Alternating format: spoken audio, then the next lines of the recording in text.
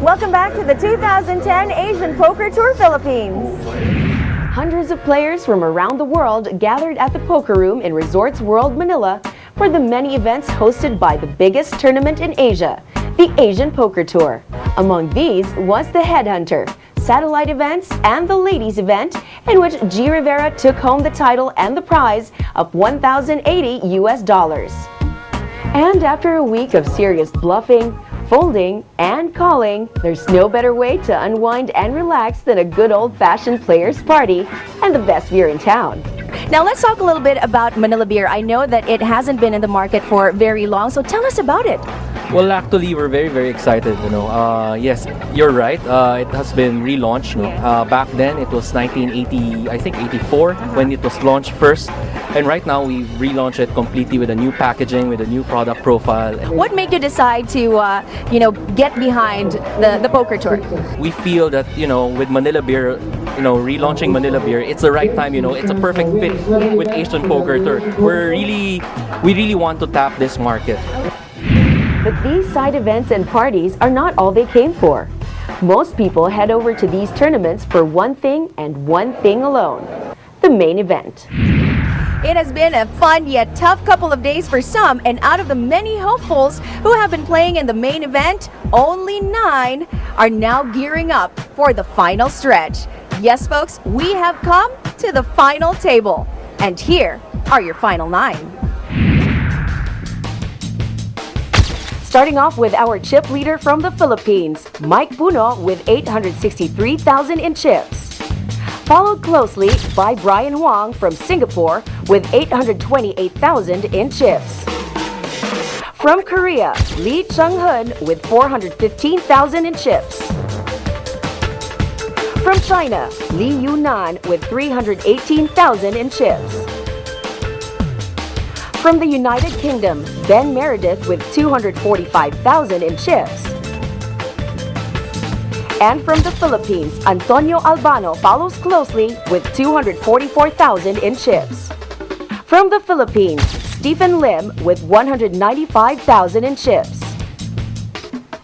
From Canada, the only lady making it, Tracy Hugh with 151,000 in chips.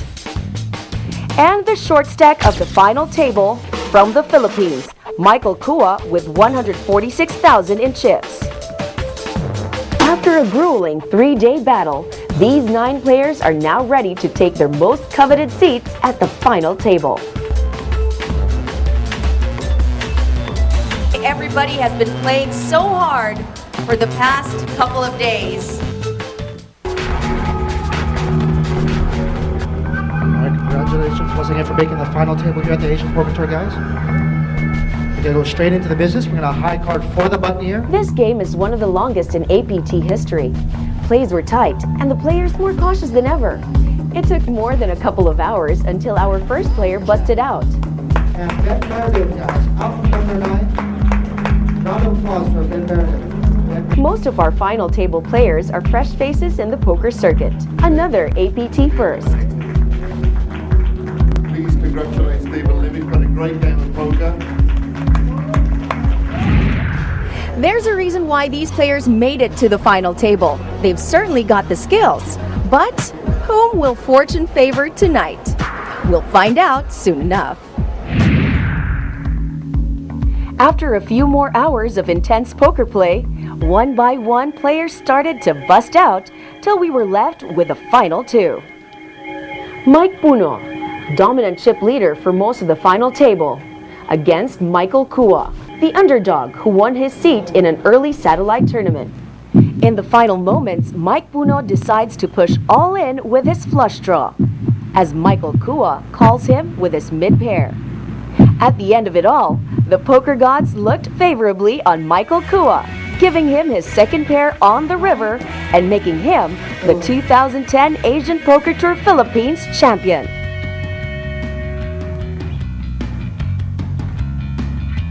Hello, Michael. Hi. You are still shaking. Congratulations, by the way, on your win. Thank you. Now, I heard that you actually won your seat here through a satellite game. So tell us about your journey.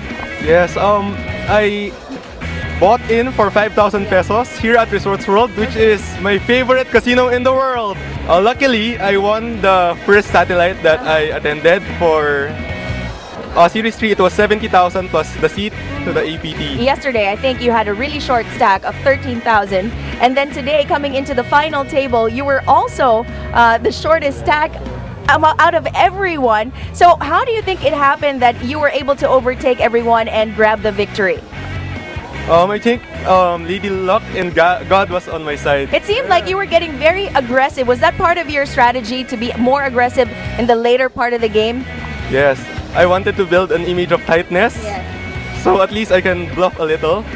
And fortunately it worked, and the cards cooperated as well. What was going through your mind throughout the entire time? Because I know that this is your first time making it to the final table and then later on winning it. I was telling myself, patience, patience, patience. Just play correctly and pick your spots. So far, I got the right spots to go all in, defaulted, and when they called, I doubled up. So what are you going to be doing with your earnings today or your winnings?